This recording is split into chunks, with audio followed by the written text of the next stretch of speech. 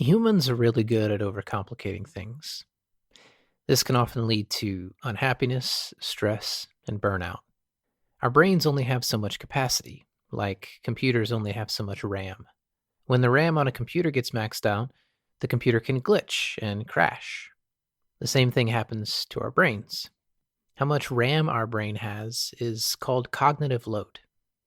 Every decision we make from second to second adds to our cognitive load. So, how do we avoid cognitive overload? Some people get out into nature, some people meditate, and some people simplify. I've become obsessed with the concept of simplification, and it's led me to search for the most simple way to earn an income possible. And I think I found it. I'm Jeremy Fisher. This is The Awakening.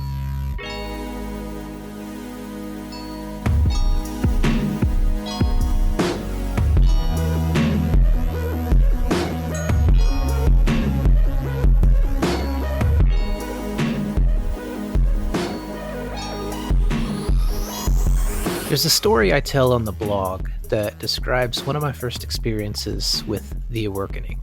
Back in 2009, I met a coworker of mine named Randy and his father-in-law named Bill to play a few games of racquetball. At this time, I was still working at the machine shop you've heard me describe in past episodes. I was changing out of my work clothes into sport gear and having a conversation with Bill. It was the typical what do you do type of conversation you have with someone that you just met. Nice to meet you, Bill. So what do you do for a living? I said. He said, I make dental prosthetics. Oh, okay. Does that mean that you make dentures? Bill smiled. He looked at me with a sense of confidence that I'll never forget and simply said, sort of. I finished getting my gear on and played a few games of racquetball with him. For some reason, I couldn't let Bill's comment go. What did he mean when he said sort of? And why didn't he feel the need to give me more information? I had to ask. After we finished playing our games, I cornered Bill. Hey, Bill, can you tell me a little bit more about what you do? Sure, he said. Bill began to describe for me what his job actually was. Only it wasn't really a job. He was sort of a business owner, sort of a tradesman, and sort of self-employed. Bill made dental prosthetics out of his basement and sold them to dentists. If you've ever needed to have a tooth replaced, you probably know what I'm talking about. You'll go in, you'll get x-rays and a mold made of your mouth. A few weeks later, you'll go back and the dentist will have a replacement prosthetic tooth implanted into your mouth. Only dentists typically don't make those teeth. They send those molds out to people like Bill. And Bill, from the comfort of his own home, makes teeth and sells them to dentists. How much does a tooth take to make, and how lucrative is this type of business? I asked Bill. Bill smiled. Well, I can tell you that I usually don't work more than 20 hours a week, and I make a decent six-figure living. He told me that he and his wife were planning on moving to Costa Rica the following year, at the age of 50. His 20-hour-per-week business, with no boss, had allowed he and his wife to become financially independent. This experience had a huge impact on me. I had just worked a 10-hour shift and was barely earning 30 grand a year. My clothes had the chemical stench of honing oil. I had tiny cuts on my fingers from metal shavings. My lower back was sore from moving large chunks of metal from one side of the shop to the other. And this guy was telling me that he had earned triple the amount of money I made working half the hours from the comfort of his own home. I didn't know it yet, but Bill was part of the awakening. And so is Brian. Look for opportunities, where you can make money and you would enjoy doing. That's Brian Winch. Brian runs what he calls America's simplest business. Brian doesn't design apps. Brian doesn't sell software. Brian doesn't run a tech company. Brian picks up trash.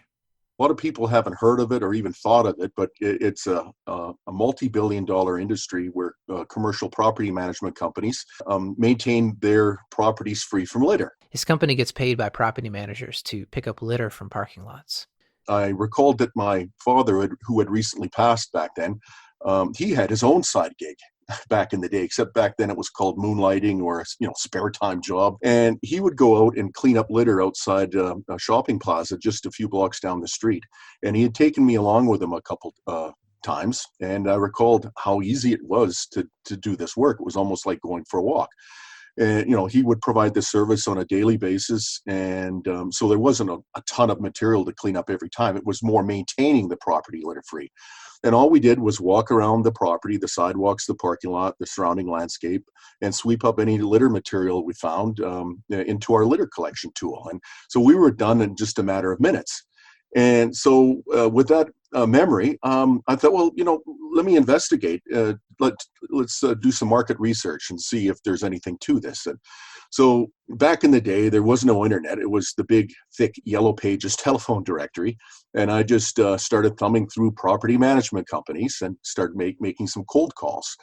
And this was before I even had developed, much of an elevator pitch. But about 4 or 5 calls into this prospecting, I kind of struck gold, if you will. A property manager said, "Wow, this is a really timely call on your part. I'm looking for somebody who can clean up the litter outside 3 of my retail properties. Would you be interested?"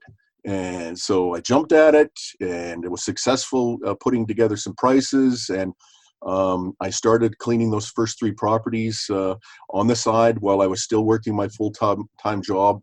And I guess it was maybe 3 or 4 months later, I was able to quit my full-time job because I was making more money cleaning parking lots on the side than I was in my full-time job. And I haven't looked back. I know what you're thinking. This guy has to make like $10 an hour, right? How much would someone actually pay to have pieces of litter picked up from their parking lot? Okay, well, every market across the country is different. So in some areas you can charge $30 an hour, and then there's others upwards of 50. I scaled the business up to a successful one-man operation. I added some more people. Now we have a whole army of people that clean up litter throughout the city for me, and we typically bill out about $650,000 to $700,000 a year. Did you catch that?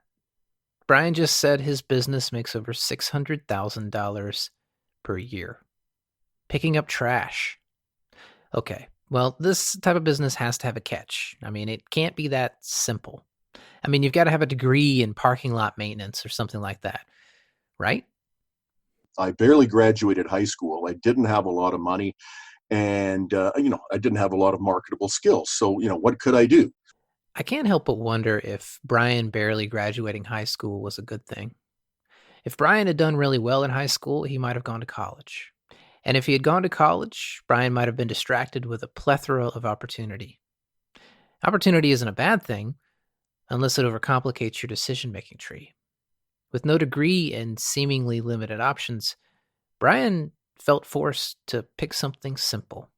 Trash is on the ground, someone needs to pick it up, and Brian was the guy to do it.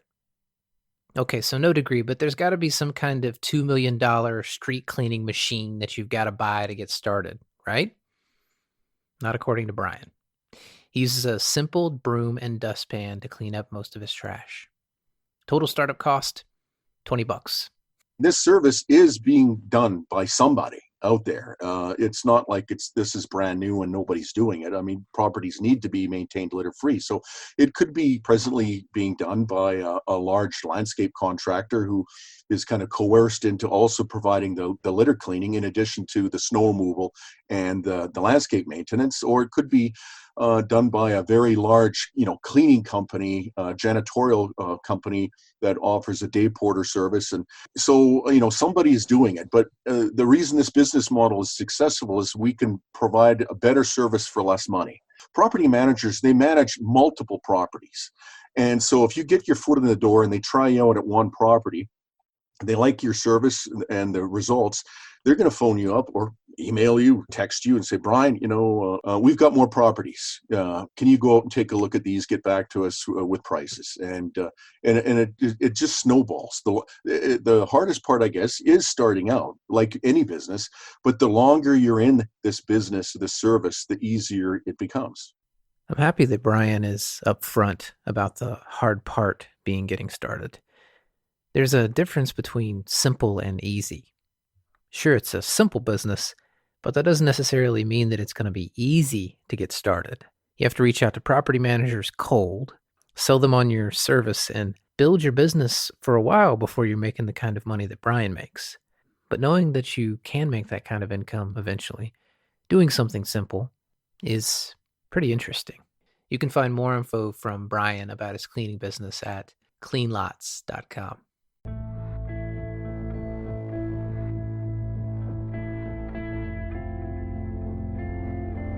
I don't know about you, but a simple business like Brian's that earns a healthy six-figure income brings me some level of contentment.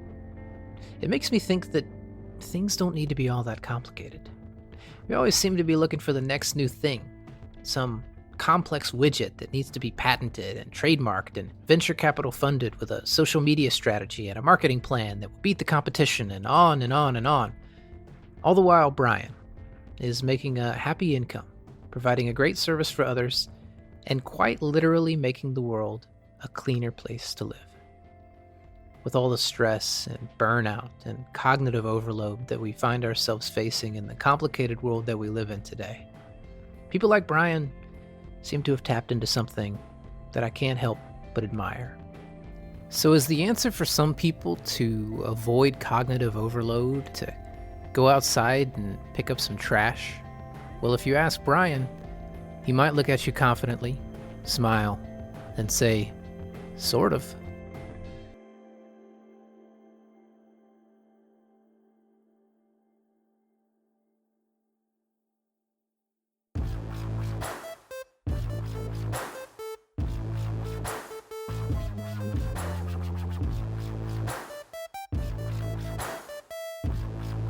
That's it for today's show.